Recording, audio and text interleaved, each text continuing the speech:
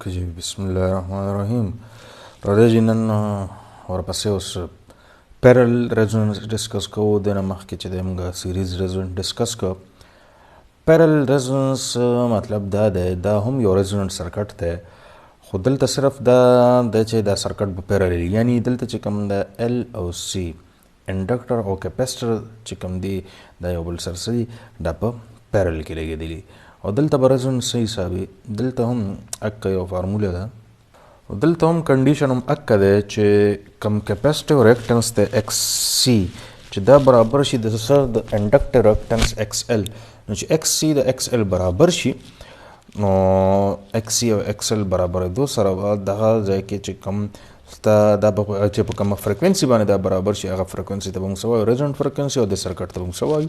ریزونانټ سرکټ. اوس دا دواړه چې کله برابر شي ایکس سی او ایکس ال برابر شي، ټیک شو، نو دا دلته اصل کې دا دواړه تاسو سره په پیرل کې لګېدلي، دا برانچ کرنټس چې کوم دي آی سی او آی ال، دا آی سی او آی ال دا بیا داسې ډایرکشن کې دا فلو وي، دا میګنیچیوډ سیم د دواړو کرنټس کم انډکټر کرنټ دی او کیپیسټر کرنټ، خو دا چې اپوزټ ډایرکشن کې یعنی 180 ډیګري آوټ اف فیز دا فلو کېږي. ګوره دلته آی ال لوور ډایرکشن کې دی، آی سی اپورډ ډایرکشن کې دی، دا ډاونورډ دی، نو آی سی او آی ال خو میګنیچیوډ کې سیم دي، ټیک شو، خو دا چې اپوزټ ډایرکشن دی نو یو بل څه کې دا کینسل کی، لکه دا وګوره کرنټ فیزرز کې آی سی ډایرکشن چې دی کرنټ لیډینګ کوي په کیپیسټر کې هغه اپورډ دی،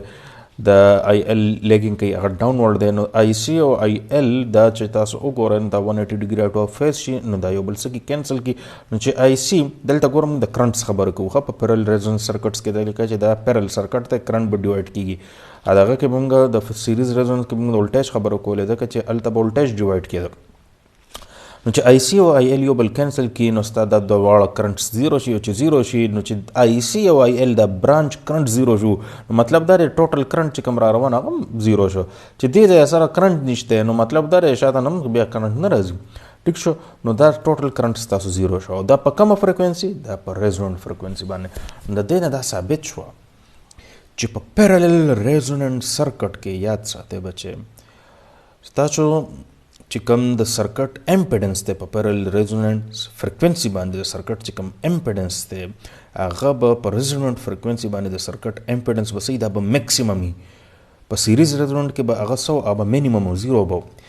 په پیرل ریزونانټ سرکټ کې به په ریزونانټ فریکوینسي باندې د سرکټ اوورال امپیډنس به صحیح میکسیمم وي،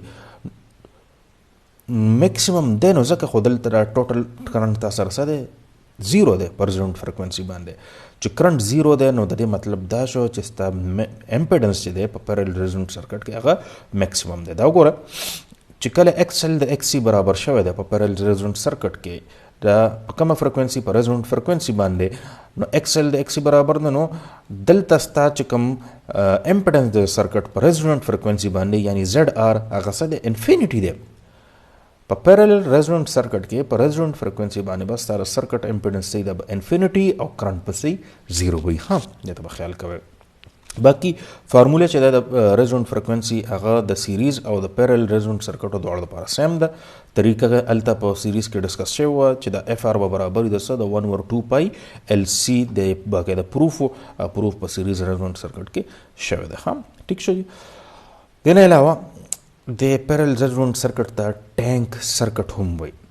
اصل کې ټینک دې ته په دې وایي چې په دې کې دا انډکټر او کیپیسټر یو بل سره پیرل کې لګېدلي دي.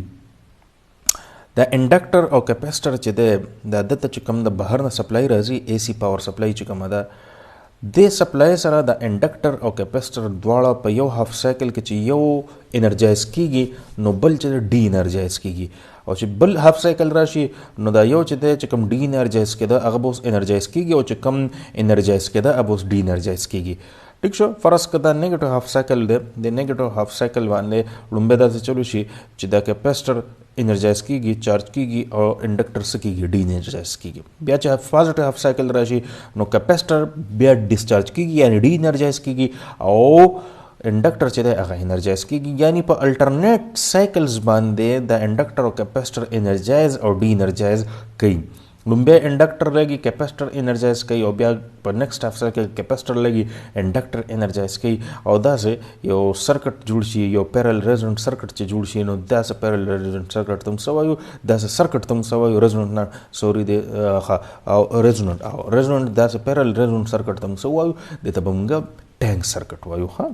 ټیک شي نور پکې داسې خاصه سشته نه دا ګوره د کوایل ډي انرجایز از د کیپاسټر چارجز دلته چې کیپاسټر چارج کیږي نو کوایل ډي انرجایز کیږي او بی نمبر کې د کیپاسټر کیپاسټر ډسچارج کیږي او کوایل سکیږي کوایل انرجایز کیږي ټیک شو دا چې دنو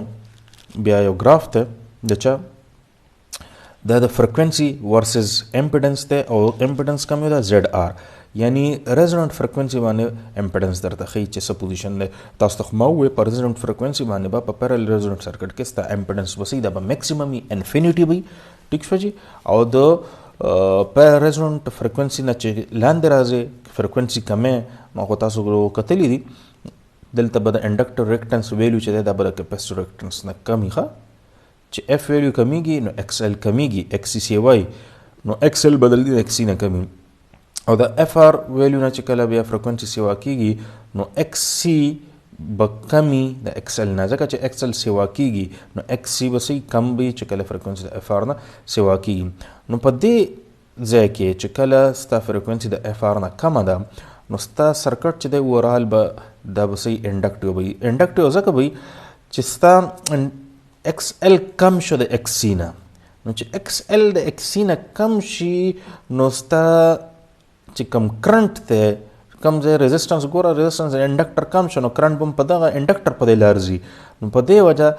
ډامیننټ چې کم هغه ریاکټنس دی هغه به اوس صحیح هغه به دې ځای کې ایکس ال دی ایکس ال ټیک ته چې کم دی د ایکس سی نه خو د ایکس ال کمېدو مطلب دا دی چې کرنٹ به هم په دې لارځي نو په دې وجه low frequency XL چې small دی نو total impedance is essentially equal to the inductive branch یعنی total impedance موږ د inductive branch په دی الو چې الته ټول کرنٹ سکیږي دا په دی انډکټر باندې تیریږي او دغه شان دې ځای کې د اف آر نه سیوا فریکوینسیز باندې ګوره ایکس سی په دې ځای کې د ایکس ال نه کم دی نو ټول کرنٹ چې دی هغه په کومه لار به ځي په کیپاسټر باندې ځي چې په کیپاسټر باندې ځي زیاتره کرنٹ په کیپاسټر باندې ځي نو دې ځای کې اوورال چې کوم مونږ هغه امپیډنس دی هغه مونږ بیا د کیپاسټیو برانچ چلو ټیک شو نو یو پکې دا خبره شو باقي په ریزونانټ فریکوینسي باندې د یو بل څیز به مونږ خیال ساتو ضروري نه ده ګوره آیډیل کنډیشن کې مونږ وایو چې ایکس ال د ایکس سی برابر شو نو ټوټل کرنٹ چې دی نه دا به کینسل شي نو هیڅ قسم کرنٹ به نه راځي نه